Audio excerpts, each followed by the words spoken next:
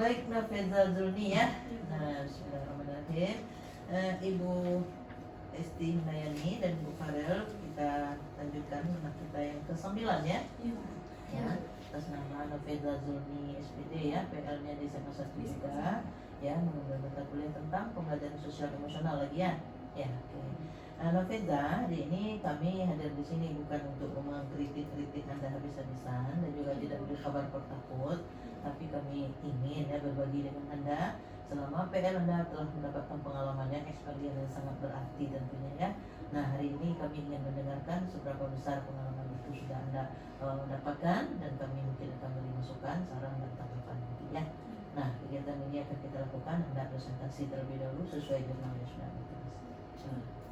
Baik, bismillahirrahmanirrahim. Ya. Assalamualaikum warahmatullahi wabarakatuh. Waalaikumsalam warahmatullahi wabarakatuh. Baik Bu, mungkin perkenalannya Ibu. Nama saya Nafeza Zulni dengan NIP 2330101030. Iya. Di sini saya mempresentasikan seminar profesi guru saya dengan mata kuliah pembelajaran sosial emosional.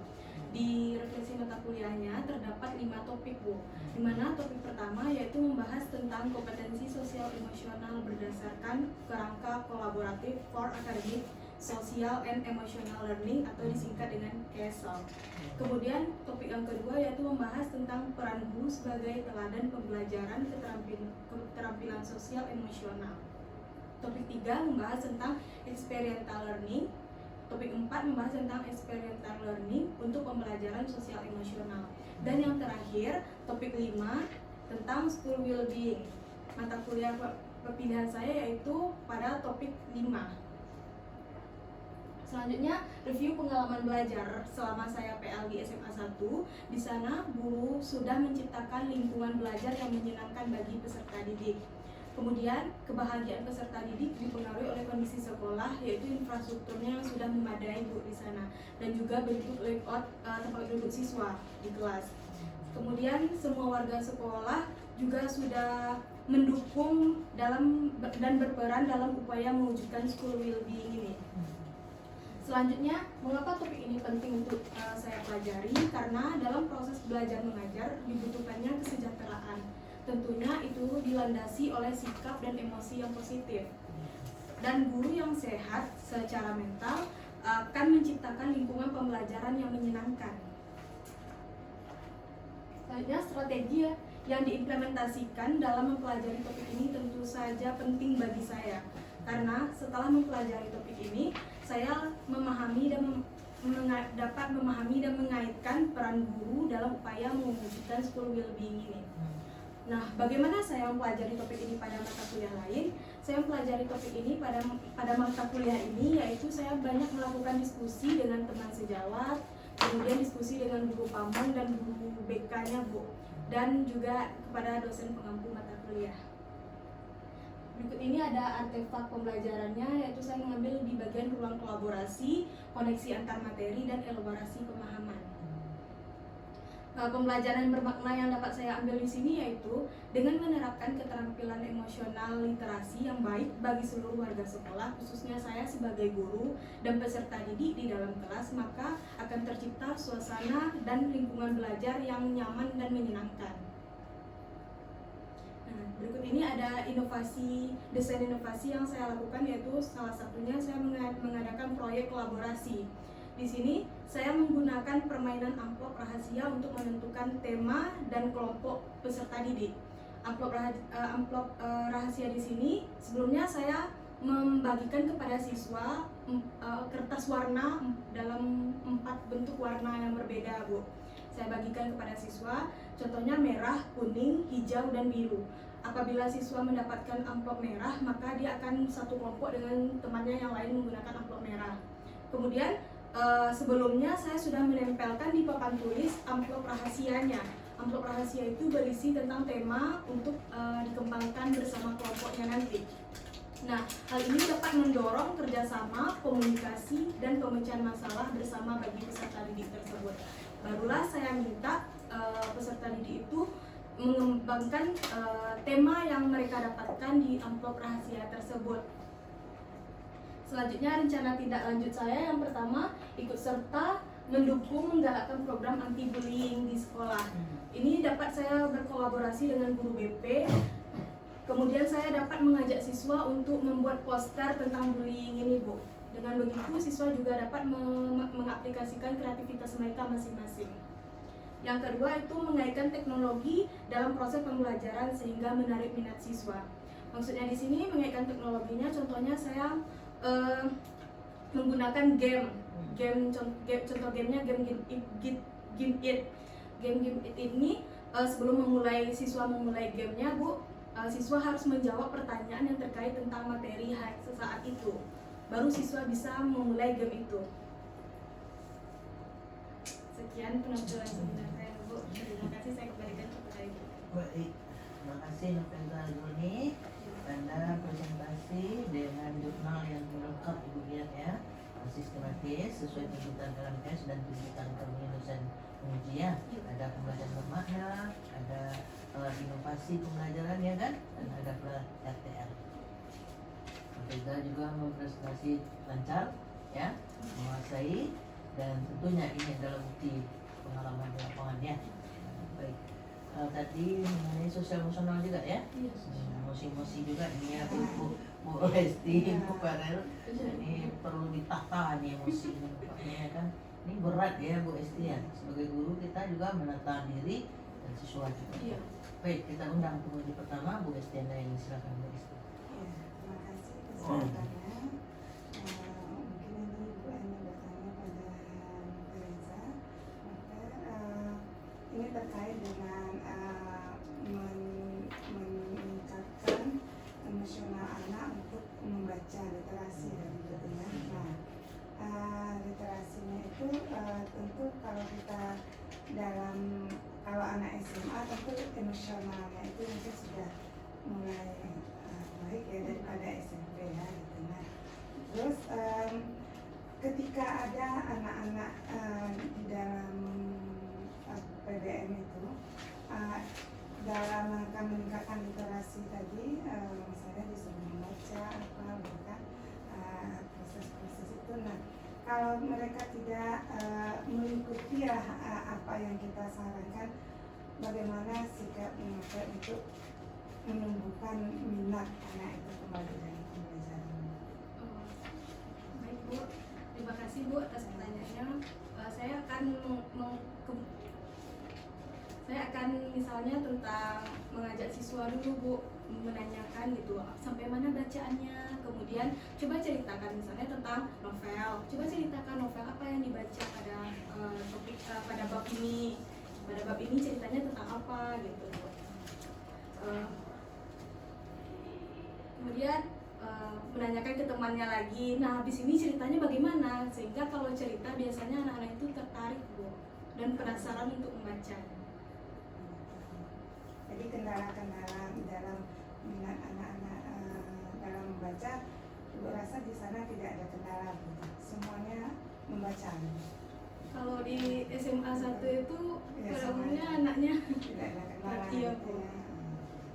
Bagaimana hasil dari emosional literasinya itu? Hasilnya ya anaknya apa ya Bu ya, mereka itu setelah mereka membaca, mereka itu menanyakan biasanya, Bu ini bagaimana Ibu ya, ini bagaimana caranya Bu gitu. Jadi mereka tuh membaca dan mereka mendapatkan pertanyaan dari hasil yang mereka baca. Berarti kelihatan dari pertanyaan-pertanyaan yang muncul berdasarkan apa yang mereka baca gitu ya. Berarti tidak ada kendala dalam emosional literasinya di SMA 1 ya. Alhamdulillah. Mungkin kalau di tempat lain lah nanti novel berdinas gitu ya. Nah, atau diterjunkan, itu tidak semuanya akan seperti itu ya. Semulus itu ya. Tidak akan semulus itu. Itu keberuntungan bisa berada di sana di tempat yang bagus. Nah, mungkin saran Ibu, kalau memang ada anak-anak kita menemukan anak-anak dengan emosional literasi yang kurang gitu ya. Nah, mungkin kita bisa menggunakan pendekatan persuasif, meningkatkan minat tumbuh bacanya, begitu apa keuntungan membaca gitu. Nah itu mungkin kita bisa sharing gitu dengan anak itu di luar jam pembelajaran. Itu sungguh-sungguh sangat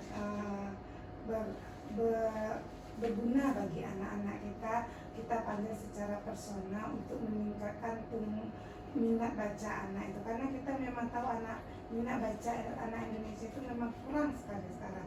Nah, tapi kalau kita panggil dia satu-satu, pendekatan yang persuasif mungkin ya, kita apa manfaat dari membaca. Nah, bagaimana membaca itu, memulainya itu dengan baik, dari yang sederhana apa. Nah, itu nanti akan kelihatan hasilnya gitu. Mungkin kita suruh baca komik dulu, dari komik cerpen, nah dari cerpen baru ke novel.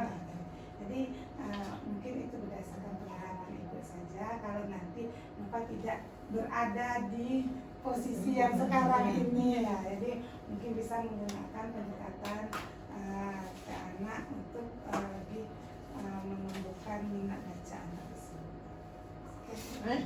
Terima kasih. Ya, itu saran dari Bu Esti bahwanya tidak nyaman-nyaman aja ya. Kebetulan ini Reza berada di tempat yang aman dan nyaman juga, tinggal meningkatkan aja. Tapi bagi beliau mengatakan masih ada sekolah yang tidak meningkatkan kita, tapi menciptakan. Ya, nah, gimana menciptakan itu? Kalau meningkatkan rasanya tidak terlalu berat ya, Esti ya. Nah, padahal saya bisa senyum dia kalau minta apa susahnya Bu, gitu kan. Tapi ketika menciptakan itu banyak juga kendalanya. Itu shock juga ya, betul ya. Nah, baik, makasih Bu Esti. Berikut kita undang Bu Farel yang mungkin Bu Farel melihat apa sih sebenarnya penerapan yang baru ya Bu Farel ada di sisi. Silakan. Baik, terima kasih Bu atas kesempatan yang diberikan. Baik, Ibu Tessa tidak bertemu membuat sebelumnya SPD kita kami hanya memberikan saran dan masukan. Iya, Bu. Ya, jadi jangan juga. Di sini tadi sudah dijelaskan adanya penerapan school well-being di SMA 1. Di SMA 1 kita tuh memang SMA 1 adalah salah satu SMA yang memang unggul dan memiliki fasilitas dan sarana yang sangat memadai. Nah, tapi di dalam penggambaran Nufeza, Ibu belum melihat adanya penerapan teknologi yang mungkin terlewati untuk proses pembelajaran di sekolah. Karena kan di sini sekolah harus menciptakan suasana lingkungan yang nyaman. Iya. Kamu mungkin bisa dijelaskan untuk penerapannya? Oh ya, baik, terima kasih Bu. Untuk penerapan teknologi mungkin belum sempat kami lakukan Bu, gitu kan Bu. Kalau permainan belum sempat bagi Bu itu di bagian tindak lanjutnya nanti Bu. Rencana tindak lanjutnya. Ya, cuman Feza mungkin tentang itu Bu, tentang apa? Amplop rahasia tadi Bu, yang dibikin-bikin gitu aja. Teknologi itu kan tidak harus selalu digital. Kalau digital memang yang penggunaannya seperti PowerPoint, YouTube dan lain-lain itu kan memang teknologi digital. Tapi teknologi kan juga itu sudah berbeda kan, penggunaan amplop itu kan juga sebuah teknologi yang membantu Nufeza dan kehidupan sehari-hari. Contohnya membantu proses pembelajaran. Kayak selain amplop itu ada lagi inovasi yang Nufeza lakukan untuk membuat proses pembelajarannya menjadi menyenangkan untuk siswanya. Kami pernah melakukan menyuruh siswa untuk membuat teks, kemudian mereka menuliskan di Canva Bu, per kelompok. Sebenarnya dapatkan kan guru selain proses pembelajaran, situasi saat proses pembelajaran itu juga dituntut untuk membuatnya menjadi nyaman dan menyenangkan. Mungkin salah satunya menurut Nufeza adalah penggunaan aplikasi, ya kan? Kalau seandainya Ini sedang mau uji nah. tidak Iya, ada betul. ketersediaan Iya. bagaimana proses pembelajarannya itu akan menjadi school well-being untuk Nufeza yang kekurangan sarana prasarana. Di SMA 1 itu juga menyediakan papan tulis di luar kelas Bu. Iya, jadi sekolah juga mendukung guru untuk mengajak siswa di luar kelas belajarnya Bu. Sehingga pembelajaran bahasa Indonesia itu tidak terasa monoton dan membosankan. Betul, itu maksud Ibu. Jadi Nufeza, jika seandainya kita tidak belajar itu tidak harus selalu berada di dalam kelas, tidak harus selalu dengan teknologi digital. Tapi lingkungan pun bisa kita jadikan sebagai media pembelajaran, apalagi untuk bahasa Indonesia, ya kan? Kita akan berujung menjadi sebuah teks. Maka bagaimana guru memimpin siswa untuk mampu menghasilkan yang dari pandangan mata menjadi sebuah teks, ya kan? Yang awalnya cuma rektaan bisa menjadi sebuah teks. Dan itu tidak harus membutuhkan teknologi. Maka itu semua tergantung kepada guru. ya kan, dan sekolahnya.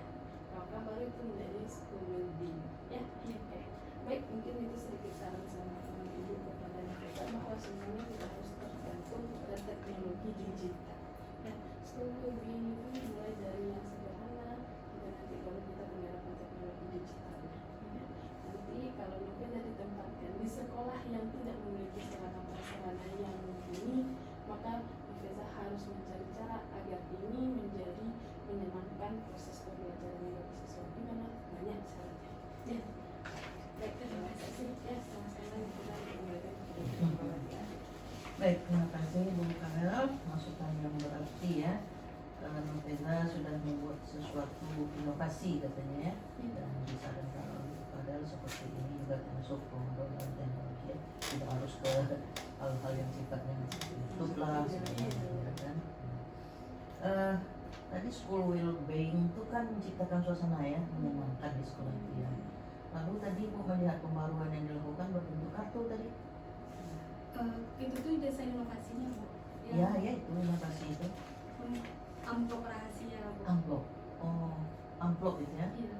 Kapan Anda hadirkan itu? Di bagian kegiatan intinya, Bu. Intinya. Iya. Nah, Ibu sekarang mau tanya. Kalau itu yang dilakukan masuk metode tidak itu? Iya. Metode. Metode apa itu? Metode permainan. Bermain ya. Pertanyaan Ibu, kenapa muncul ide Anda itu sebagai inovasi? Ada apa di sekolah itu? Karena siswa itu lebih senangnya bermain, Bu. Oh. Belajar sambil bermain. Oke.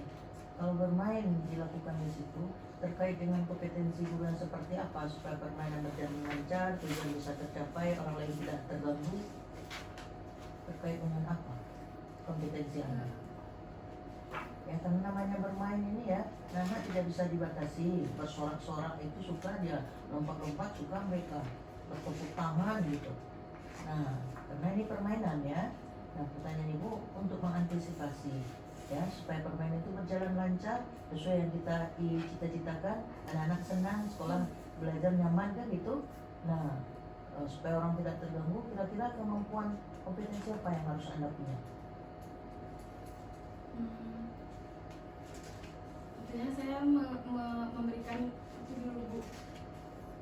Nah, kalau keluar mereka lari-lari, nggak dipukulinnya dinding, dan segala macam ya apa? Mungkin saya melakukan kesepakatan kelas dulu, Bu. Ya betul. Kompetensi yang Anda harus punya apa? Aduh. Kompetensi yang harus Novena punya apa itu? Karena anak-anak itu lompat ya nanti susah tepuk tangannya nanti. Bahkan juga joget dia mereka nanti ya kan ya. Karena ini kan tadi metode bermain kan, namanya aja bermain. Nah pertanyaan Ibu, sesuai dengan didaktik metodik sebagai guru yang profesional, kompetensi apa itu yang harus dimiliki guru? Di samping berwibawa guru ini, ya, ditambah pula dengan keterampilan berbicara yang jelas, tegas. Nah kira-kira apa kompetensi yang harus Anda miliki? Supaya mereka tidak berserak-serak, tidak terlalu mengganggu lingkungan gitu. Tidak ada kompetensinya. Pendekatan kepada siswa. Mana pula ada kompetensi pendekatan. Pengelolaan kelas anak saya. Kan pengelolaan kelas tuh. Jadi betul boleh membuat inovasi itu, bermainlah karena kan school well-being itu kan memang menyenangkan. Tadi Ibu tanya apa penyebabnya? Karena mereka kadang bosan Bu, kadang mereka begini, dah loyo aja kelihatannya Bu. Maka terpikir oleh saya merancang suatu pembelajaran dengan metode bermain kan gitu dalam model mungkin PBL atau PJBL diterapkan ini Bu. Nah, kan gitu boleh, dan ada yang larang tuh. Apalagi sekarang banyak permainan-permainan terkait pembelajaran kan gitu. Tapi kita harus punya kemampuan apa? Mengelola kelas. Kalau enggak Bu Esti, ada yang mengatakan ke saya sambil bercanda, Bu En apa? Guru bahasa Indonesia ini kadang-kadang bertukar menjadi guru PKK katanya. Kenapa? Sorak anak-anak tuh serak kumul sekolah gitu-gitu. Ah, kemana dibawa itu sebenarnya? Ya, berarti kan kemampuan mengelola kelas itu boleh. Mungkin teks prosedur ya Bu Esti ya, masak atau apa boleh aja supaya mereka dikaitkan kan cara kita dikaitkan materi ajar kita dengan realita. atau dengan nilai manfaat ya Bu Esti, itu kan apanya falsafahnya. Boleh, tapi Anda harus punya kemampuan kompetensi Anda mengelola. Kalau Anda sanggup mengelola, jangan sampai sebegitu. Ya kan? Ada yang beberapa guru ketika saya membimbing PL ya ke lapangan, Bu apa guru bahasa Indonesia kok tuh jadi guru PKK kok. Kenapa kata saya? Ya Allah, aku mau sekolah mah ruangan terus bersorak-soraknya di situ. Bersorak saya nak berarti segala macam. Artinya apa? Lalu saya katakanlah itu teks prosedur. Tapi sebenarnya kan tidak harus itu. Iya, Banyak prosedur ya kan? Nah, jadi apa yang menjadi masalah? Kemampuan mengolah kelas kita itu. Kita pikirkan juga school well-being kita itu tidak untuk kita aja ya Bu Farah. Untuk guru lain, untuk mata pelajaran lain, ya kan? Nah itu juga ya. Ini jangan Anda ini aja bagian lah ada kompetensi kita. Terampil menjelaskan, terampil bertanya. Jangan-jangan bertanya kita aja nggak ngerti apa yang kita tanya. Kan itu kompetensi kan? Nah itu dia. Reinforcement jangan lupa memberi penguatan. Ini Bu bahasa Indonesia pilih mana Bu? Kenapa? Nggak ada memuji itu deh Bu. Atau tidak senang anak itu termasuk juga ke situ. Ya kan? School well-being nggak terterapkan itu sebenarnya. Kenapa? Masa tidak ada memuji? Anak disuruh. Tapi tidak ada memuji, tidak ada berterima kasih segala macam. Iya. Kami ini semua baik aja, semua bagus aja Bu. Tapi tidak jelas bagusnya apa. Salah itu. Kemampuan Anda beri penguatan berbeda-beda. Ya. Bagusnya mana? Bagus ke depan, berani dia bagus juga, ya kan? Nah, baca lagi ya kompetensi-kompetensi ya. Baik, secara keseluruhan penyajian Nofeza hari ini bagus ya, menguasai materi untuk yang sudah dilakukan ya. Tapi tambahlah dengan membaca. Tadi berkaitan kawannya tadi ya, si Nadia tadi ya, digital apa tadi? Itu ya, ada ini yang mana ini? Terampil membaca digital apa tadi? Ada di sini ya. Nah, itu juga terkait itu ya. Kayak banyak membaca. Baik, silakan Anda tutup. Baik Bu, terima kasih atas saran yang membangun. Ya. Selanjutnya akan saya perbaiki dan saya implementasikan. Amin. Assalamualaikum warahmatullahi wabarakatuh. Waalaikumsalam warahmatullahi wabarakatuh. Siapa lagi? Fira Bu. Siapa lagi? Mila.